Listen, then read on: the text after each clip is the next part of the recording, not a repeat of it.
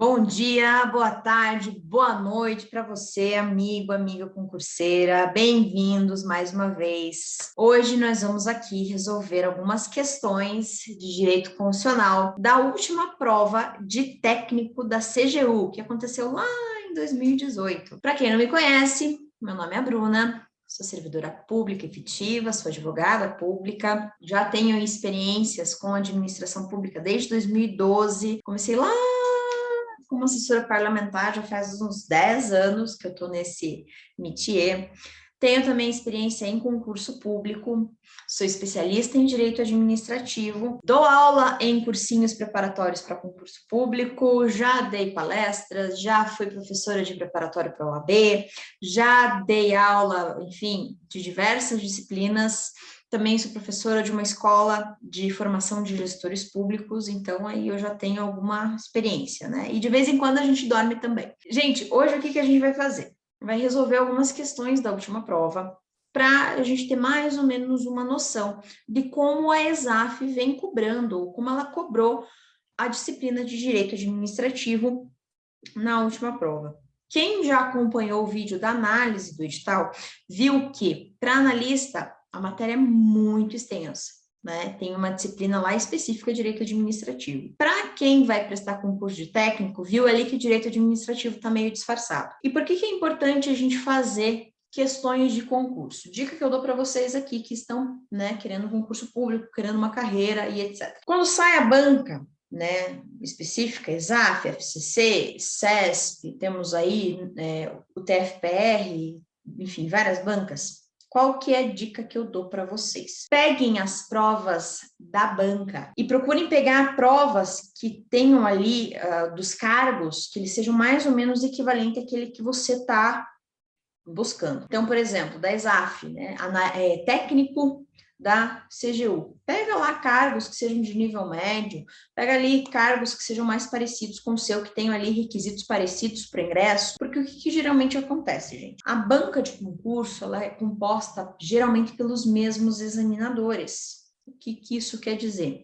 Quer dizer que o sujeito que fez a prova para, enfim, para o concurso X do ano passado, vai ser muito provavelmente o mesmo sujeito que vai fazer a sua prova nesse ano. A comissão de concurso ali, ela não tem uma variação muito grande, é diferente de concursos que tem banca própria, né, Ministério Público, todo ano tem ali os membros que eles, né, são recompostos e etc. Então, pega as questões da banca, da disciplina e resolve. Outro ponto também que é importante na hora de você resolver questões. Quem já é concurseiro, quem já é concurseira, sabe que às vezes a banca ela tem fetiches, né? Ela cobra exatamente um determinado detalhe de determinada matéria, de determinada disciplina. Quando vai falar, por exemplo, em contratos administrativos, eles pegam especificamente um ponto lá de equilíbrio econômico-financeiro. Quem estuda direito penal aí sabe que algumas bancas adoram aquelas teorias do erro, né? Erro improcedendo, erro no iter criminis, erro, enfim, vários erros aí, erro inexcusável, erro excusável, enfim, matéria penal, sabe que eles têm algumas predileções. Isso acontece em direito constitucional, isso acontece em direito civil, isso acontece em administração financeira orçamentária. Quem vai estudar LRF aí, sempre eles pedem lá dispositivos de limites, limite com o pessoal. Então, você já vai aí verificando o que a banca gosta de cobrar e o que ela anda cobrando nos últimos anos. Concurso público também tem dessa, né? Existem alguns modismos no concurso público. Eu lembro que quando eu comecei a prestar concurso público, o tema da moda sempre caía em toda a prova, era a questão do gás canalizado. Se era competência do Estado, da União, do município, enfim, sempre caía. Todas as provas estavam cobrando aquilo. Hoje nenhuma prova cobra. Então é importante também que vocês façam essa análise das questões, primeiro para treinar aquilo que vocês estudaram, né? Porque é muito diferente você estudar um tema por estudar, ler a lei por lei, né? Ler a lei por ler, e você depois ir lá e fazer uma prova de concurso. Você vai estar vendo ali na prática como a banca vai cobrar aquilo de você, né? Quais os pontos que às vezes você precisa dar mais detalhe. Sempre que cai direito constitucional, eles adoram pegar conselho de república, conselho de governo, conselho de estado, qual é a composição de cada um, sempre cai, né? Se vocês forem verificar umas provas de concurso aí, a banca às vezes adora isso. Então, você também já vai direcionando aí e, né, lapidando melhor o seu estudo. Questões são importantíssimas para a gente treinar, tá? Então, treinar aquela matéria que a gente viu, para fixar melhor aquilo que a gente viu, para ficar atento com pegadinhas. Gente, prova de concurso público tem pegadinha. A ESAF, nas provas, né, nas questões que eu vou mostrar para vocês, ela não fez pegadinha, tá? De técnico. Mas tem bancas de concurso público que trocam, né? Dispensável, indispensável, prescindível, imprescindível. A gente tem que ficar atento nisso também. A ESAF ela é uma banca mais elaborada, ela não cai nessas minúcias, tá? Pelo menos na prova de técnico, aqui nas questões que a gente vai analisar, de administrativo ela não fez isso, mas tem muita banca que faz. E às vezes a gente está cansado, a gente está ali fazendo prova 2, 3 horas, né? Já está com a cabeça fervendo. Infelizmente, às vezes a gente acaba caindo em pegadinhas. Infelizmente, é plausível que a gente cai. Então, tem que estar muito atento. Quando você resolve questões, você também já fica mais treinado quanto a isso, beleza? Então, gente, vamos lá resolver as questões de técnico. Direito administrativo, CGU. Primeira questão que eu coloco para vocês aqui. Deixa eu tirar aqui minha cabecinha daqui, vamos lá. Assinale a opção que contemple órgão colegiado da Controladoria Geral da União. Quem aí já está estudando para a CGU, quem já tem algum conhecimento de CGU, sabe que a Controladoria Geral da União tem alguns órgãos, né? Tem a Secretaria de Fazenda, tem aí alguns conselhos, tem uma estrutura própria que compõe a CGU, beleza? O que ele colocou aqui? Gente, esses conselhos aqui, eles existem. Todos eles existem. Existe Conselho de Governo, existe Conselho de Defesa Nacional, existe Conselho da República, existe Conselho de Transparência Pública e Combate à Corrupção, e existe Conselho de Contribuintes. Conselho de Contribuintes, quem vai aí fazer prova para auditor fiscal, para a área fiscal em estados, isso aí é cobrado, beleza? Então, vamos ter um cuidadinho aqui. Conselho de Governo. Ele existe, só que ele não faz parte da CGU. O Conselho de Governo está lá na Constituição Federal. Está lá... desculpe, gente. O Conselho de Governo, o professor já está até tonto. O Conselho de Governo está lá na Lei 8.028, tá? Artigo 6º. O Conselho de Governo é composto pelos ministros de Estado. Então, não é composto pelos ministros de Estado para conciliar o presidente da República. Agora sim, Conselho de Defesa Nacional, que está lá na Constituição, artigo 91, ele não faz parte da CGU. C, Conselho da República, está lá no artigo 89 da Constituição, igualmente também para ali prestar assessoria, consultoria, aconselhamento para o presidente, tá bom? Conselho de Transparência Pública e Combate à Corrupção, CGU, Controladoria, controle, fiscalização, vamos lá. E Conselho de Contribuintes. Gente, Conselho de Contribuintes, ele é relativo a um conselho que faz julgamento, acolhimento e verificação de recurso em processo administrativo fiscal, tá? Muito comum em estado. Paraná tem aqui o Conselho de Contribuintes, o seu estado também deve ter aí, né? Basta procurar aí, Conselho de Contribuintes Estado, né? O nome do seu estado no Google, que você vai achar. Gente, Conselho de Transparência Pública e Combate à Corrupção é, sim, um órgão colegiado da Controladoria Geral da União. E aqui eu vou mostrar para vocês. Fuxiquem, por gentileza, o site do governo federal, tá? Aqui você tem o Conselho de Transparência Pública e Combate à Corrupção. Gente, Controladoria Geral da União, aqui, ó, né, o site, põe lá, gov.br, CGU, que você vai ver muita coisa, tá? Tem aqui legislação específica, algumas publicações, quem são os integrantes, tá? Sites do governo federal, às vezes, podem nos ajudar em concurso público. Sei que parece estranho, né? Mas é importante que você conheça o órgão, o ente em que você vai trabalhar, né? Não adianta nada você querer um concurso estadual sem conhecer, por exemplo, qual que é a legislação estadual pertinente. Então, dá uma olhadinha aí com carinho, tá? E vai lá no site da Controladoria, vai lá no site da CGU, que é esse aqui, ó, Controladoria Geral da União. Tá sendo aberto hoje. Aqui nós temos webinário, ações do governo federal, algumas notícias aqui, alguns serviços importantes, tá? E aqui na controladoria, ó, se você colocar aqui, ó, clicar aqui nessa barrinha, você também vai ver aqui conteúdo aberto, educação cidadã, acesso à informação, quem são os servidores, perguntas, assuntos, composição, quem é quem, canais de atendimento, dá uma fuçadinha aqui quando você tiver um tempinho, né, entre os seus estudos, para dar uma olhadinha, porque às vezes aquilo que a gente lê no site pode cair na prova. Por exemplo, composição aqui dos membros, né, quem são os membros, quem é quem, vamos clicar aqui para ver. Então, isso aí ajuda a gente, tá? Ó, Controladoria Jurídica, Secretaria Executiva, Secretaria Geral de Controle Interno, Secretaria de Transparência, de Prevenção e Corrupção, Corregedoria Geral, Ouvidoria Geral, Secretaria. Tem aqui alguns órgãos que talvez seja importante, relevante você, né, ver aí no teu concurso público. Vamos lá? Vamos voltar aqui para técnico. Opa! Aê! Então, gente, nessa questão aqui, o gabarito é letra D. Conselho de Transparência Pública e Combate à Corrupção, a gente viu lá no site, é sim um órgão colegiado da CGU. Bacana também que o estudo fica um pouco mais lúdico, né? A gente consegue ver ali um site, sair um pouco, talvez, daquela bitolação só da lei e doutrina. É importante também, né? Se a gente tiver um tempinho, dar uma olhadinha lá. Olha essa questão aqui.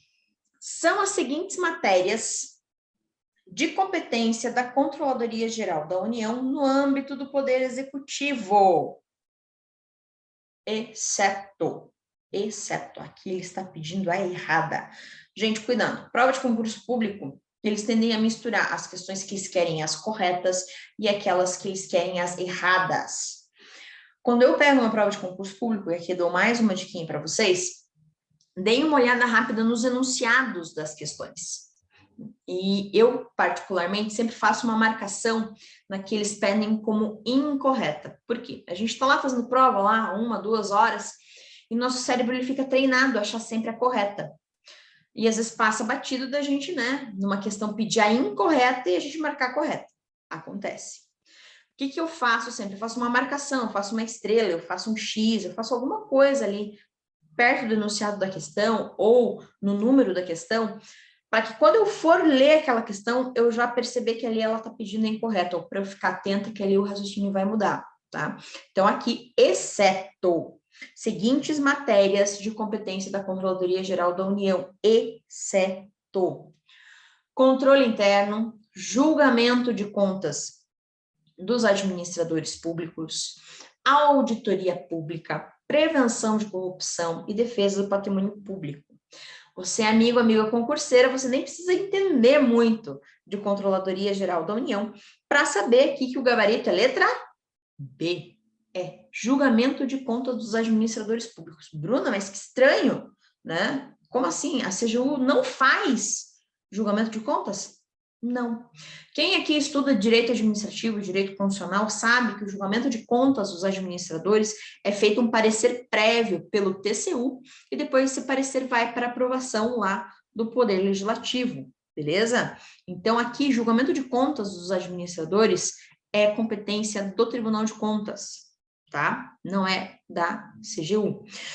É importantíssimo aqui que vocês deem uma olhadinha na portaria 3.553 de 2019.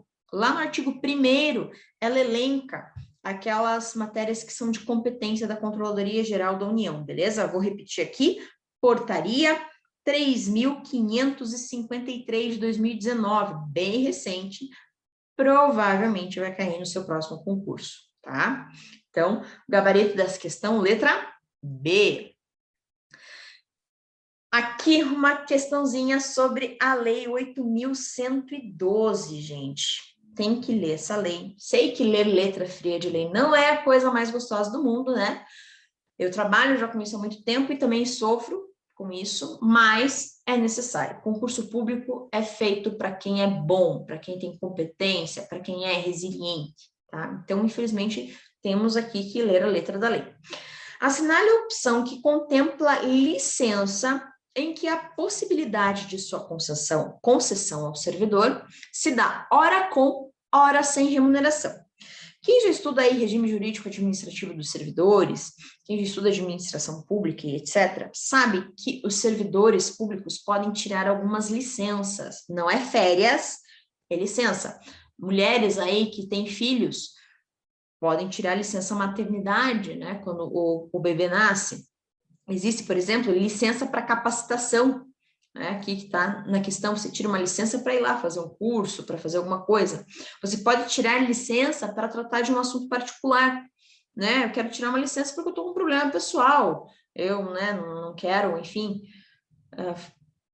nesse momento trabalhar, posso tirar uma licença, tá? E o que acontece? Algumas dessas licenças são remuneradas e algumas dessas licenças não são remuneradas. Então, vamos lá. Licença capacitação, ela é remunerada, ela é não remunerada ou depende? Gente, licença capacitação, ela é remunerada sim. Está lá no artigo 87 da Lei 8.112. E a licença para capacitação, ela sim vai ter remuneração para o servidor. Beleza? Licença por motivo de doença da família. Olha só. Lá no artigo 83, parágrafo 2º da Lei 8.112, a remuneração vai depender, né? Nos primeiros 60 dias tem remuneração e você pode tirar até 90 dias sem. Então, vai depender aqui de qual que é o prazo, beleza? Ele está pedindo que é hora com e hora sem. Parece que esse é o nosso gabarito, né? Vamos olhar as próximas. Licença para tratar de assuntos particulares. Gente, artigo 91, licença para tratar de assuntos particulares é sem remuneração. Sem remuneração, não tem remuneração. D, licença para tratamento de saúde do próprio servidor. Você ficou doente, né? Pegou ali, tá com uma doença física, né, ou uma doença mental, enfim, precisa de tratamento, precisa se licenciar, precisa se afastar do trabalho. Essa licença para tratamento de saúde do próprio servidor, ela é remunerada, sem problema nenhum. E licença adotante. Gente, na administração, nós temos aí uma paridade, tá? Entre as mulheres que têm os filhos biológicos, naturais, e as mulheres que adotam. Quem adota também tem direito à licença para cuidar da criança, tem todo um processo de adaptação, então a licença adotante também é permitida, está lá no artigo 207, tá? Tratamento de saúde do servidor é artigo 202 e a licença adotante é 207, tá? A licença adotante tem remuneração, sim. Aquela licença que ora é com e ora é sem remuneração é a letra B, por motivo de doença da pessoa da família, tá? E não é qualquer familiar, tem lá um rol específico dos familiares pelos quais você pode tirar licença para ajudar a tratar essa doença. Beleza, gente? Gabarito, letra B. Assinale o tipo de exoneração que caracteriza por encerrar um juízo de conveniência e oportunidade da administração. Ih, agora o bicho pegou. Vamos lá. Conveniência e oportunidade. Quem já estuda aqui direito administrativo sabe que muitas vezes o gestor está condicionado estritamente à única vontade da lei, né? Nós já sabemos aqui que a administração pública segue a legalidade, a administração pública não pode fazer nada fora da lei, e existem situações aqui onde a lei ela dá uma margem de escolha para o gestor, ele pode escolher entre um ou outro, dependendo daquilo que for oportuno e conveniente, tá? Isso aí são os atos discricionários, e existem situações onde a lei determina que o gestor age de determinada maneira, que são os atos vinculados. Então, vamos lá. Um tipo de exoneração que vai ali mostrar o juízo de conveniência e oportunidade. É isso que ele está pedindo aqui. A exoneração ad nutum. Quem já estuda servidores públicos sabe que nós temos servidores públicos comissionados para cargos de chefia, direção e assessoramento, apenas para esses, tá? E o que acontece? Você consegue contratar pessoas que não façam parte dos quadros da administração, né? Não são servidores públicos, não fizeram concurso público. Então, o administrador, o gestor, pode pegar lá uma pessoa qualquer que não faça parte dos quadros da administração para compor ali uma secretaria, um órgão de assessoramento, uma chefia. E a exoneração e a nomeação desse sujeito se dá ad nutum. Como assim? Não precisa de motivação. O gestor público faz se ele quiser, se é conveniente, se é oportuno, se ele tiver vontade. A lei possibilita isso sem problema nenhum. Veja, conveniência, oportunidade, exoneração ad nutum, mandar o sujeito embora, né? Exonerá-lo, mandar embora dos quadros da administração sem precisar dar qualquer satisfação. Parece correta, tá? Esse é o nosso gabarito. Mas vamos olhar as outras aqui. Decorrente de não aprovação do servidor não estável em estágio probatório. Cuidado. Quando você é servidor público, quando você passa no concurso público, você tem um estágio probatório de 3 anos, tá? 2 anos é apenas para juiz promotor, para os outros cargos, 3 anos. E é necessário que você se submeta a uma avaliação de desempenho, para verificar se você tem aptidões para o cargo, para verificar se você é pontual, se você é assíduo, se você consegue resolver problema, se você tem capacidade de iniciativa. E às vezes as pessoas reprovam nisso. Às vezes aquele cargo não é para elas, não é compatível com o caráter delas, não é compatível com a essência delas, e elas acabam reprovando. O sujeito reprovou lá nas avaliações do estágio probatório. O gestor pode mantê-lo na administração? Não. Se ele reprovou no estágio probatório, ele é exonerado. Cuidado, concursos públicos adoram fazer confusão aí entre exoneração e demissão. Demissão é penalidade, exoneração quando a pessoa sai e não tem um caráter de penalidade. Aqui, a pedido do servidor. O servidor pede para sair, você tem sim esse direito de pedir para sair dos quadros da administração e não ser mais servidor daquele órgão. É plenamente possível o servidor pedir. Ato vinculado, não depende da vontade do gestor, né? Se o servidor quer sair, ele tem esse direito, não depende de conveniência e oportunidade, beleza? D, quando o servidor público não toma posse no prazo legal, existe determinação em lei dizendo que se o sujeito não toma posse no prazo legal, o ato de nomeação se torna sem efeito, o gestor pode ter uma outra saída, pode ter uma outra conduta, além de perder o efeito dessa nomeação? Não, não depende de conveniência e oportunidade. Em razão da não observância do limite gasto com pessoal previsto na LRF. Quem estuda aqui a administração sabe que nós temos ali um percentual para gastar com servidores públicos, né? A nossa receita, nós temos que gastar até um limite como remuneração de servidor. Se vocês forem lá no artigo 169, parágrafo 3º da Constituição Federal, existe uma listinha ali, né, para quando isso acontece. Se eventualmente o gestor ultrapassar o limite com gastos de pessoal, com gastos de servidor, ele tem que tomar, por exemplo, a medida de reduzir em 20% cargos comissionados. Reduzir em 20% e não resolver o problema. Aí você vai, por exemplo, exonerar servidores que são efetivos, servidores que passaram no concurso público, mas ainda não são estáveis.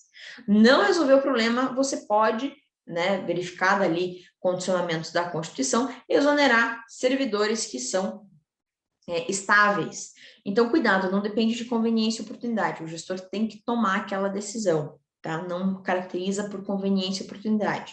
Gerou um gasto, você tem que reduzir a folha de pessoal, salvo engano, nos próximos 2 quadrimestres, tá? Então, também não faz parte aqui daquela esfera de conveniência e oportunidade. A lei aqui não faculta o gestor o que fazer, ela coloca o que ele tem que fazer, na ordem que ele tem que fazer, como ele tem que fazer, tá?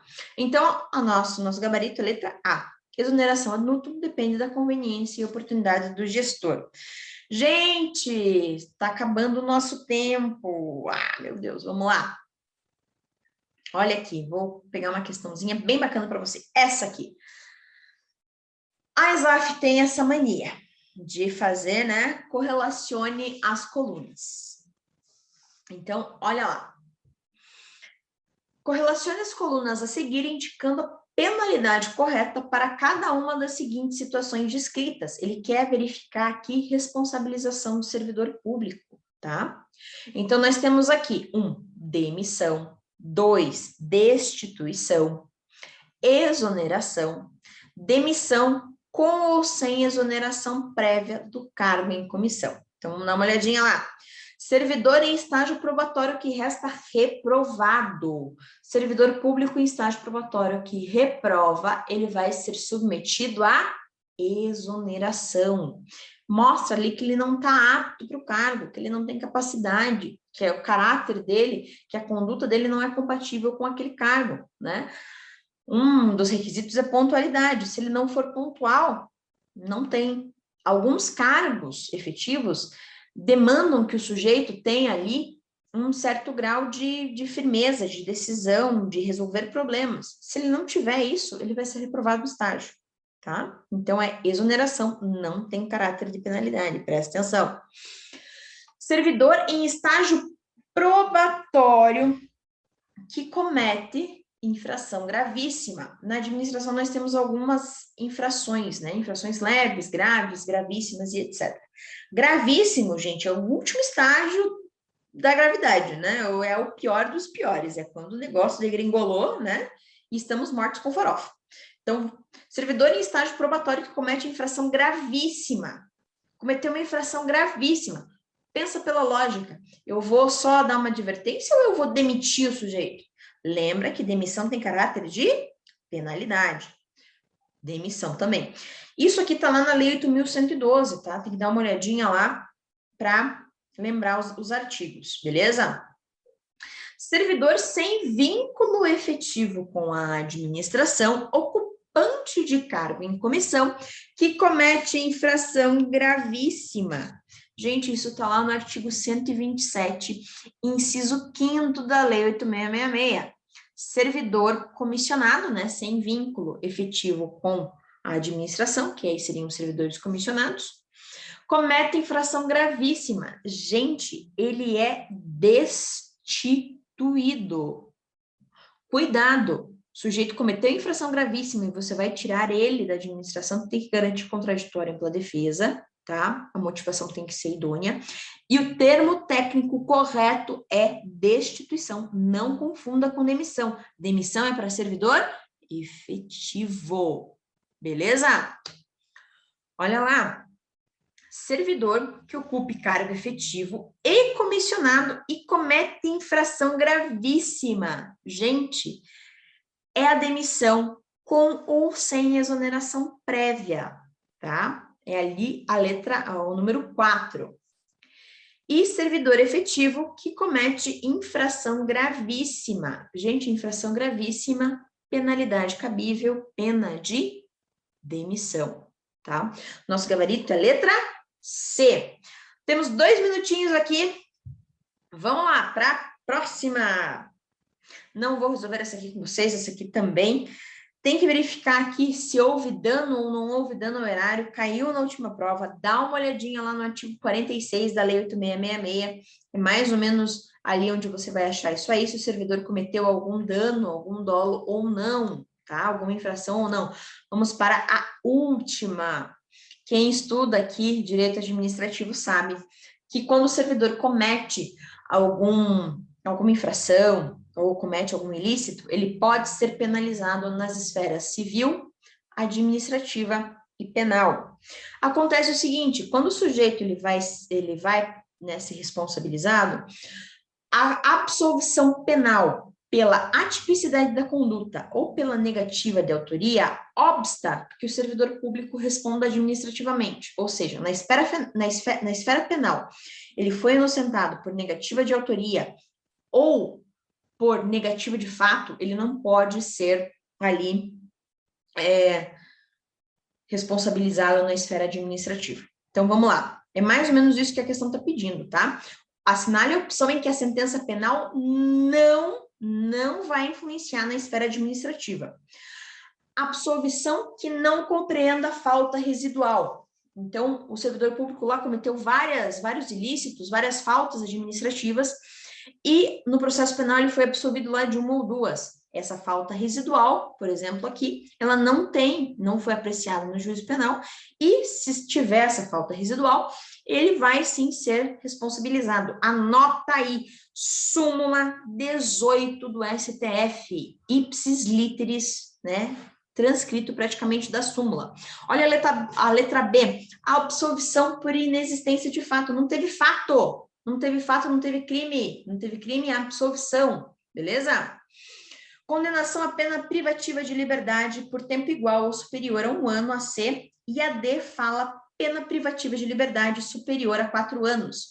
Nesse caso, você vai lá no artigo 92, inciso 1, alíneas A e B do Código Penal. Sujeito que é condenado a essas penas pode perder, sim, o cargo público. O enunciado da questão está pedindo que não pode.